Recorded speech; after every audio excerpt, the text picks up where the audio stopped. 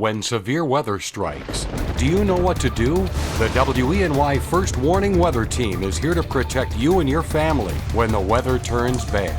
Weathering the Storm, presented by Simmons Rockwell GMC, Southern Tier Basement Systems LLC, and Brodigan Allstate Insurance, inside the Arnott Mall. Welcome to WENY's Weathering the Storm. I'm Chief Meteorologist Joe Barris. Hey there, I'm Craig Flint, and we are at the Harris Hill Overlook, one of the most beautiful places here in the Twin Tiers. I'd say so. And as we go through the next half hour, we're going to take a more in-depth look at the upcoming severe weather season. We're also going to sit down with a meteorologist and former college friend of mine to talk about his storm chasing experience in the heart of Tornado Alley. And we're going to go over ways how you and your family can stay safe when severe weather strikes. And you may remember Penn Yan, devastated by a flash flood 2 years ago. We're going to revisit Penn Yan and see how they're coming back stronger and safer than ever. This is WENY's Severe Weather Special, Weathering the Storm.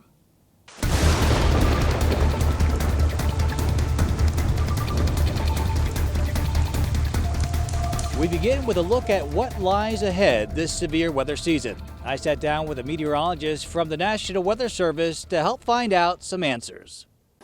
After coming off a rather lackluster winter with limited snowfall and frequent spring-like temperatures, we're now heading into the warmer months and severe weather season.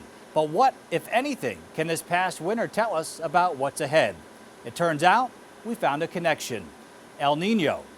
But what is El Nino, and what does it mean for our severe weather season? Well, El Nino is the warming waters of the east central Pacific Ocean. This is common and usually occurs between every 2 and 6 years. Turns out, though, we're coming off a strong El Nino season. The El Nino in the Pacific was particularly strong this past winter. And if we look back at the last time we had a strong El Nino, that was 1998.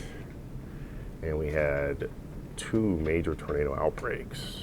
Looking into the atmospheric science behind El Nino and some of the changes it causes to global circulation patterns helps back up the fact that we're expecting an increased threat this severe weather season. With El Nino, the atmosphere is a little bit warmer, there's more moisture, the southern branch, the subtropical jet, is stronger. We're warmer, so we have a chance of being more unstable, and we have a chance of having more wind energy because of the El Nino pattern. So we know we're coming off a strong El Nino season, and when we look back at the last 2 strong El Nino seasons, 1998 and 1983, both included tornado outbreaks, including rare F3 tornadoes. May 2nd, 1983, there was a big tornado that hit the Chemung area, and it tracked all the way towards Waverly. It was an F3. I remember that because I was growing up in the area, and I just couldn't believe the damage I saw. An F3 tornado is enough to rip the walls off of most well-built houses. The interior rooms would still survive. Basement, certainly all right. And they're very rare around here. Last time we had one, 1998. We had one track south of Binghamton. We had actually like 4 or 5 of them in our area. So what can we do to stay safe this severe weather season? The short answer: stay informed. WENY is proud to be a Weather Ready Nation ambassador, which means we've been recognized by the National Weather Service as ambassadors that serve a pivotal role in helping to build a nation that's ready, responsive, and resilient to the impacts of extreme weather. You can count on us to keep you up to date with severe weather information. One of the graphics you'll see with our new TrueView weather system are the thunderstorm outlooks issued daily out of the Storm Prediction Center. These outlooks serve as a vital tool and a way to stay weather aware during the severe weather season. By including these graphics in our weathercast, it'll help keep you informed of any potential severe threats, often long before any watches or warnings are issued. So let's take a closer look at these categories and what each category represents. The severe weather threats are broken down into 5 basic categories, ranging from marginal to high. The graphic also includes a general thunderstorm category, which is for thunderstorms that are not expected to be severe. So when we're under this general thunderstorm category, that's when thunderstorms are possible, but again, we're not expecting severe weather. Let's move on to category 1, which is known as the marginal threat. This would include isolated severe thunderstorms, generally limited in duration. A slight threat is category 2. Now, this category includes scattered severe thunderstorms that are expected to be short-lived and not generally widespread, although there may be an isolated, more intense storm. The next category up is 3, or an enhanced risk. This would be issued when more numerous severe weather is expected. Category 4 is moderate. This is when widespread severe weather is expected. That would contain large tornadoes and destructive hail. The final category is 5, or high. This is issued when severe thunderstorms are likely with a high chance for tornado outbreaks and destructive high wind events or derechos. Again, these outlooks are designed to give us our first heads up that severe weather may be possible. From there, the National Weather Service would issue a severe weather watch. These usually come out a few hours before severe weather events occur. This would be a good time to go over your plan should severe weather strike.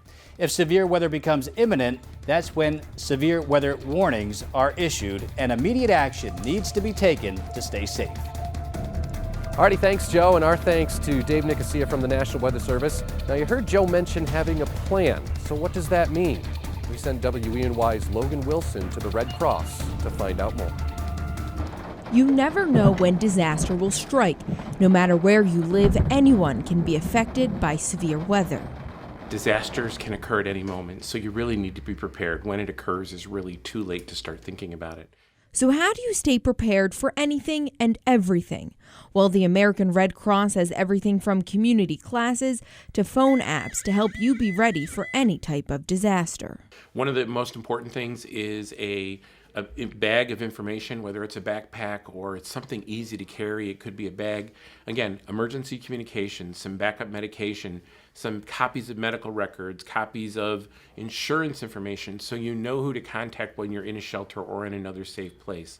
Disaster Program Manager Bill Platt says you can also put money, clothes, or snacks in the emergency bag. He says you should keep your bag in an area like your car, shed, or even at another family member's house so it's not affected by a fire or flood.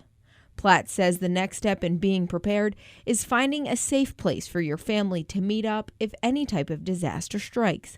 Whether it's a fire, flood, or tornado, Platt says you should set meetup locations for your family to reconnect.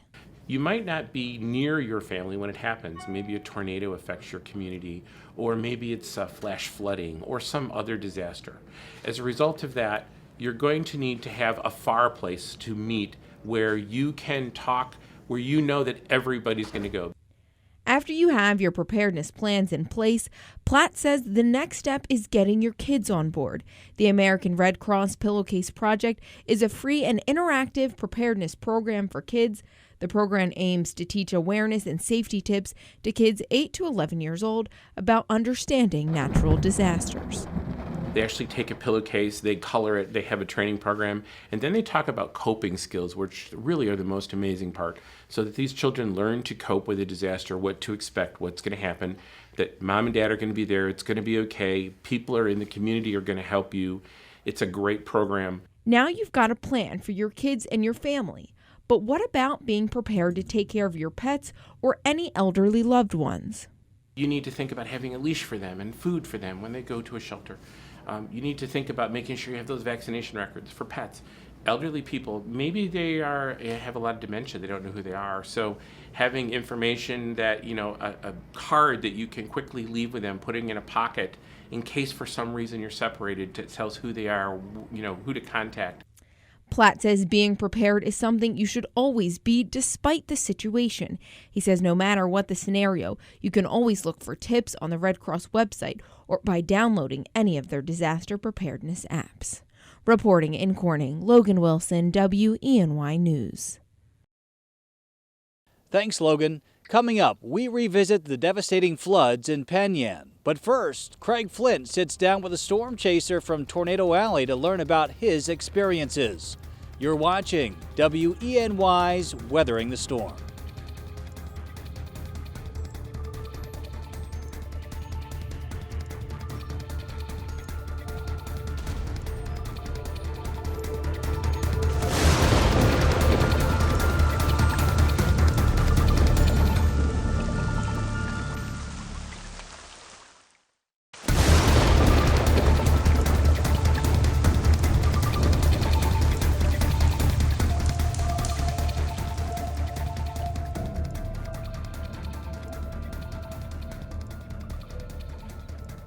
Hey, welcome back. Thanks for joining us.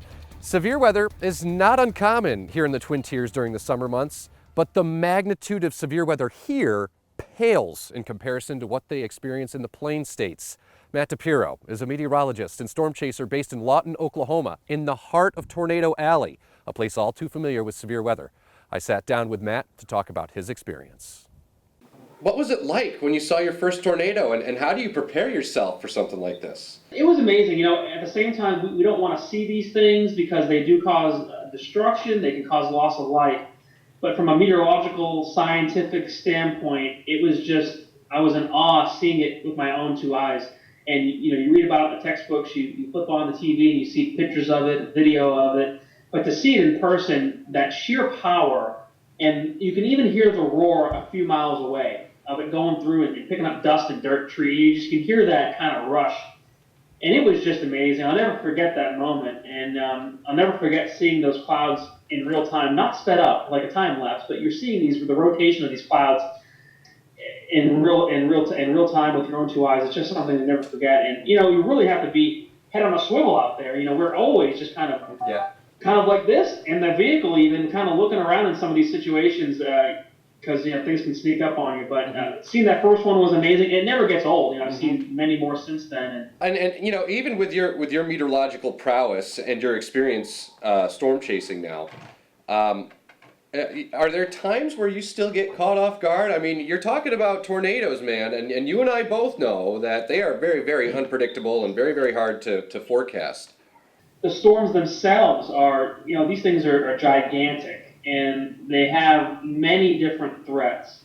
Anything from what could be softball-sized hail that's going to bust out your windshield and cause you to be stuck in your tracks. Of course, tornadoes, and this was especially the case last year. We had a big problem down here with rain-wrapped tornadoes, rain-wrapped circulations, because these storms were high precipitation. You know, you have two types of supercells. You have low precipitation, which a lot of times you can see things very easily as a storm chaser. We like those. And then you have high precipitation, HP supercells. And last year we had a major problem with those where we had no visual unless you were on top of it. And there were folks that got themselves into very dangerous, scary situations.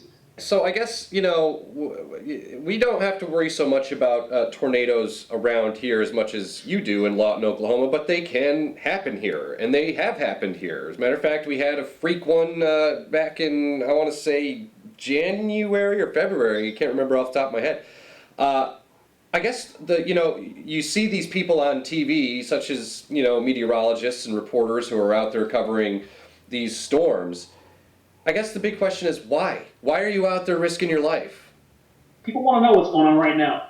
People also want to know, and our viewers especially, and I think viewers everywhere, it could be safe to say, you know, viewers want to see it as it's happening, and it kind of helps to, it almost kind of says, well, we pumped up this severe weather event for a week now. Talk about how bad it's going to be. And now you're showing me video of it happening. You know, I'm going to take that more seriously. And if we're out there live streaming a tornado, or we show you a picture, you know, we post to social media of, hey, we just went through this town, got hit in hail.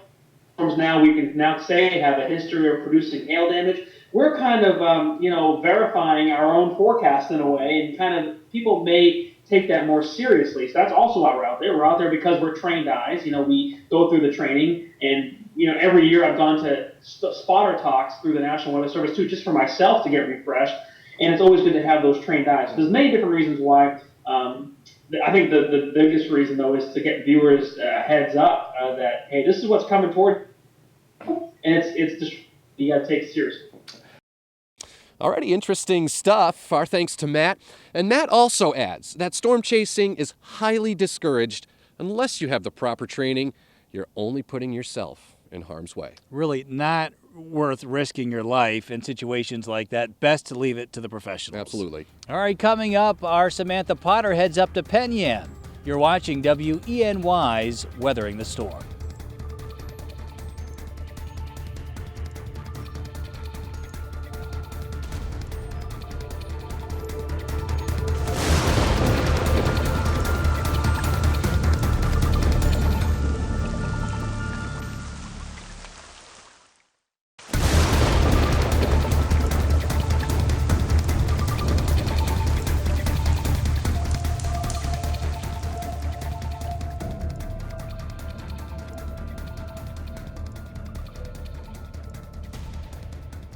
You walk down the streets in the village of Penn Yan to find a quaint, quiet little town that sits just above Keuka Lake. Main Street filled with local restaurants and bars and little shops appealing to tourists. Never knowing it was just 2 years ago, severe floodwaters filled those same streets.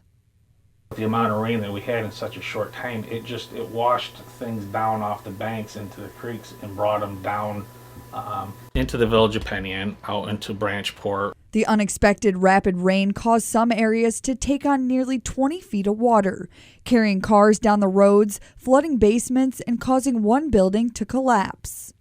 Every creek overflowed its banks, and we had water everywhere. Rocks in the middle of the street, way away from the creeks. I mean, it carried it all the way down the main drag here on Liberty Street. It was an unpredicted storm. The National Weather Service did not know it was going to happen. Winslow says the floodwaters caused more than $10 million in damages to the Yates County infrastructure, tearing up roads and damaging bridges, not mentioning the tens of thousands of dollars in damages to individual local businesses. One of those places, Camp Good Days, just a few miles down the road in Branchport. I drove down to camp, and when I got out of my car and went down to survey the damage, I just went back up to my car and just really cried because, it was the first time that I'm thinking, what are we going to do? Where do we start? The nearby creek filled with debris spilling onto the campgrounds. Camp founder Gary Mervis said cabins had to be torn down and some had to be gutted. The ones that did still stand all had to be treated for mold. Damages totaling more than $500,000. I was just overwhelmed by, what I had just seen and witnessed, and, I really thought that, might be the first summer in those 35 years that we might not have camp. With more than 60 volunteers a day working to get camp back up and running, Camp Good Days reopened 40 days later. Meanwhile, back in Penn Yan, it was organizations like the Living Well that helped get the village back on its feet. From day one, there were cleanup crews available on call. You call it up and said, I need help cleaning out my basement, or the trees are in my driveway, and the appropriate people were directed to show up. The Living Well spent more than $175,000 on cleaning up at least 40 houses. By putting in new furnaces, pumping out water from basements, and putting up new basement walls. While cleanup in the village is mostly complete, Winslow says there are still projects being worked on, including working on engineering projects to divert water away from the village and systems to catch debris to keep the creek beds clean. Could it happen again? Absolutely. It's not a matter if, it's when, because it's going to happen again. Thanks so much, Samantha. It is so important to be weather aware and to have a safety plan for situations like that. And like they said, it's not a matter of if, it's when.